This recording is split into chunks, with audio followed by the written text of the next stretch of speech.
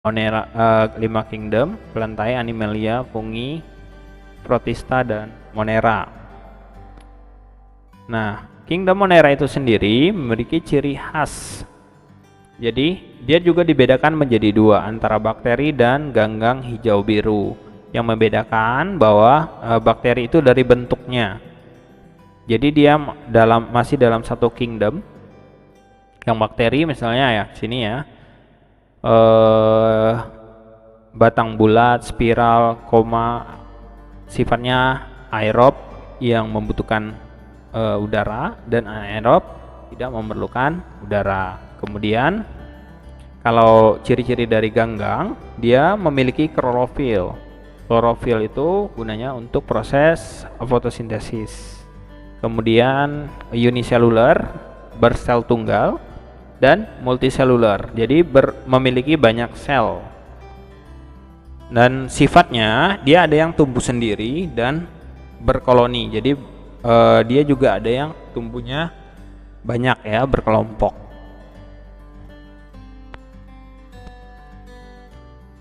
Nah, ini contoh-contoh dari kingdom Monera. Kamu bisa lihat dari Clostridium, Rhizobium, Lactobacillus bulgaris. Jadi ada yang bakteri yang digunakan oleh manusia yang dapat menguntungkan, memberikan manfaat bagi manusia. Contohnya yang pertama untuk menyuburkan tanah dan dalam proses pembuatan yogurt. Kemudian bakteri yang merugikan bagi manusia antara lain itu adalah Salmonella yang menyebabkan penyakit tipes, Mycobacterium, Clostridium, kemudian ada Shigella dysentery, penyebab penyakit disentri.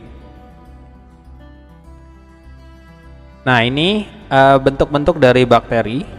Kamu bisa lihat dari Coccus, Bacillus, kemudian bentuk spiral. Ini bulat-bulat itu bentuk Coccus, Bacillus itu bentuk obat ya, bentuk pil obat gitu. Kemudian yang spiral itu kayak bentuk cacing tapi bergelombang-gelombang.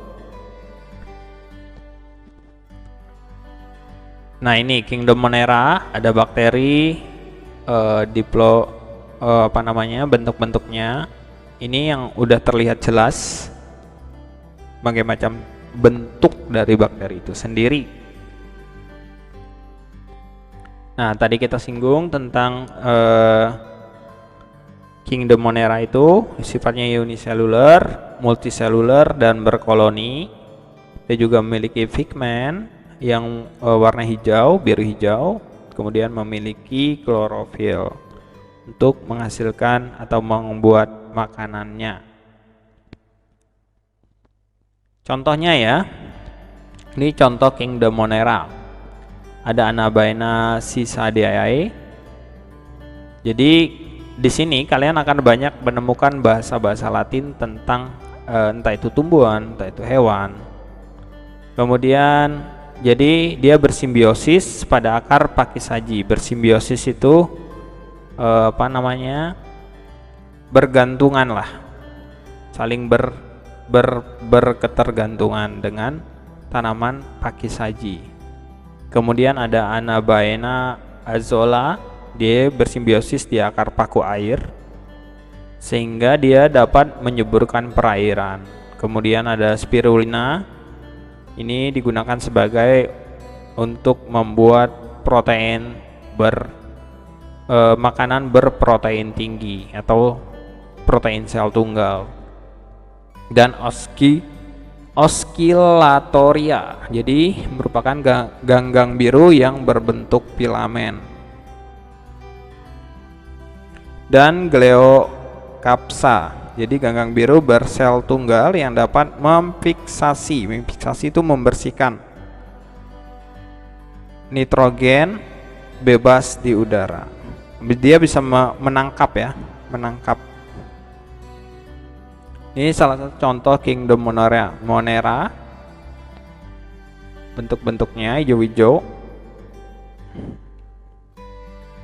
Nah, berikutnya adalah Protista. Protista ciri-cirinya memiliki selaput inti atau eukariotik. Inti selnya terlindung oleh selaput inti, bersifat heterotrop. Heterotrop apa itu?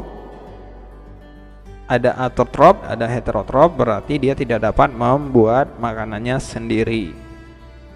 Berkembang biak dengan cara kawin dan ada yang tidak kawin. Kalau secara kawin dengan sistem konjugasi, sedangkan kalau tidak kawin dia dengan membelah diri. Konjugasi itu peleburan sel kelamin. Kemudian kingdom Protista ada protozoa dan ganggang, dibedakan menjadi dua. Protozoa itu berdasarkan alat geraknya, kalau ganggang itu dikelompokkan berdasarkan pigmen warnanya. Nah, kita lihat protozoa ada Rhizopoda, Ciliata, Flagellata, dan Sporozoa. Nah, itu semuanya maksudnya adalah alat geraknya dari si protozoa itu sendiri. Kita lihat ini, dia bergerak dengan menjulurkan sebagian protoplasma berbentuk kaki semu.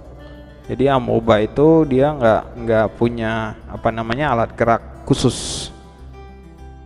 Jadi kalau kita lihat amoeba itu dia cuma kayak cairan nemplek aja gitu, terus bergerak-gerak. Nah, kalau Tryposoma dia punya flagellata atau rambut cambuk yang bergetar di sekeliling tubuhnya.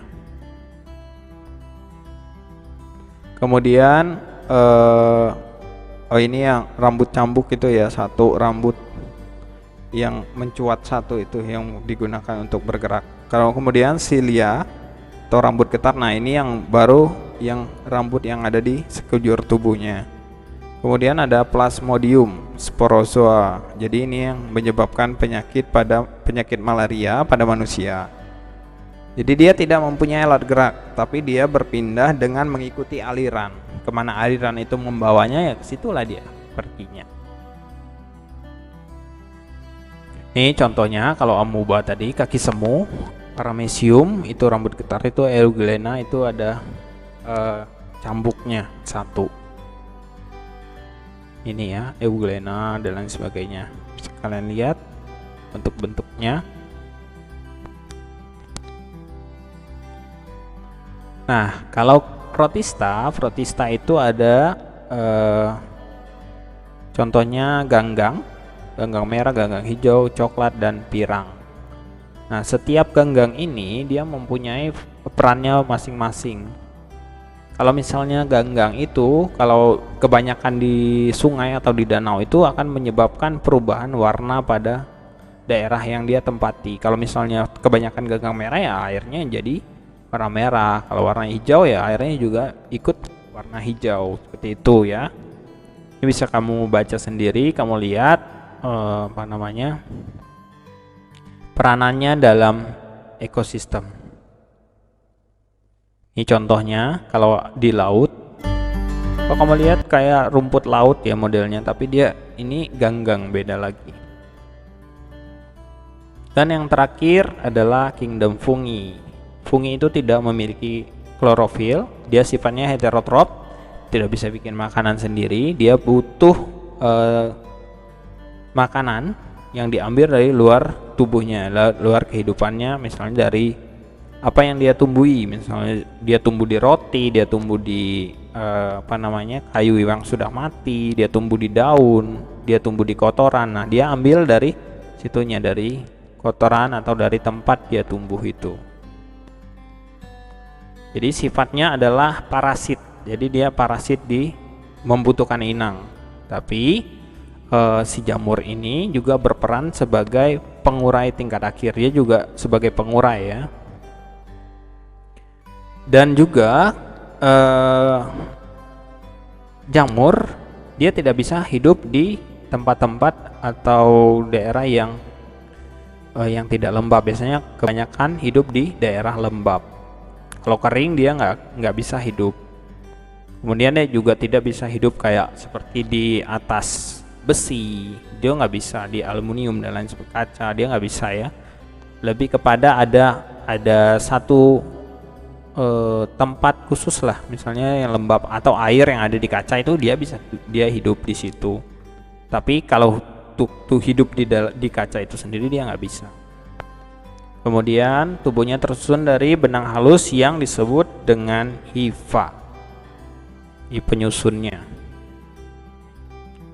Jadi jamur juga kita bedakan menjadi dua, ada yang mikroskopis, jadi yang tidak bisa kita lihat secara langsung, dan makroskopis yang bisa kamu lihat secara langsung. Jadi contohnya itu adalah kamir, ragi. Kemudian yang makroskopis itu jamur tiram, jamur kancing, enoki, dan lain sebagainya yang bisa kamu makan lah ya. Nah kalau mikroskopis, ragi itu kayak digunakan untuk pembuatan tempe, kemudian pembuatan tape. Nah itu menggunakan ragi. Dan itu kan jamur semua, kamu bisa lihat bentuknya.